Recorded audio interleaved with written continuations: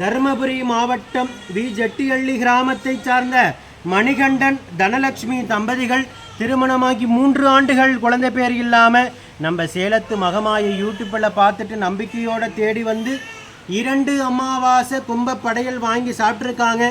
2வது மாதம் சாப்பிட்டு அதே மாதத்திலேயே கருவை தக்க வச்சு அழகான ஆண் குழந்தையை ஈண்டெடுத்து அம்மனுக்கு தேங்காய் பழம் பூமாலை பட்டு வஸ்திரம் சாத்தி கும்பப்படையிலுக்கு ஒரு சிப்பம் அரிசியும் காணிக்கையாக வழங்கியிருக்காங்க. அம்மனுக்கு வேண்டுதல் கடனை செலுத்திட்டு உங்கள் முன்னாடி சாட்சியாக நின்றுட்டு இருக்காங்க. இவங்க குழந்தை உடல் ஆரோக்கியத்தோடு வளர்ந்து அங்கத்தில் கழுவினி இல்லாமல் இந்த சேலத்து மகமாய் எப்படி பேரும் புகழுமாக இருக்காங்களோ அதே போல் கல்வியில் சிறந்து விளங்கி அவங்க குடும்பத்தை கட்டி காத்து கரைசத்துன்னு நான் வேண்டிக்கிறேன். 3 ஆண்டு காலம் அவங்க இருந்த கடும் தவ வாழ்க்கைக்கு 3வது மாதமே அம்மா கருவை தக்க வச்ச அதிசயத்தையும் அற்புதத்தையும் அவங்க குடும்பத்தில் நிகழ்த்தியிருக்காங்க. அவங்க உயிருள்ள வரைக்கும் மறக்க முடியாத நிலையான சந்தோஷத்தை அவங்க குடும்பத்துக்கு இந்த சேலத்து மகமாய் அள்ளி கொடுத்துருக்காங்க. ஓம் சக்தி பராசக்தி.